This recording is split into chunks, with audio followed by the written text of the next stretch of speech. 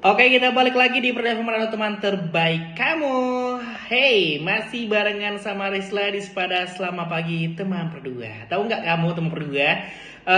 Kopi bisa menjadi alat bantu yang efektif untuk mendukung program diet, terutama karena kemampuannya untuk meningkatkan metabolisme dan meningkatkan nafsu makan. Namun, keberhasilan sangat tergantung pada bagaimana kalian mengonsumsinya dan gaya hidup secara keseluruhan nih ya.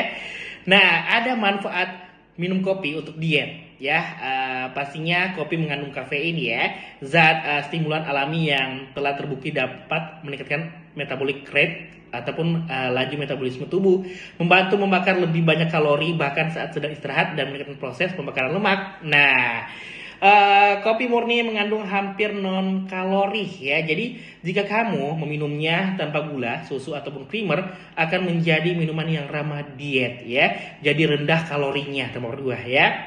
Nah, menekankan nafsu makan. Ada beberapa studi menunjukkan bahwa kafein bisa membantu mengurangi rasa lapar sementara, sehingga kamu mungkin akan makan lebih sedikit. Ini tentunya bisa mendukung pengurangan asupan kalori harian.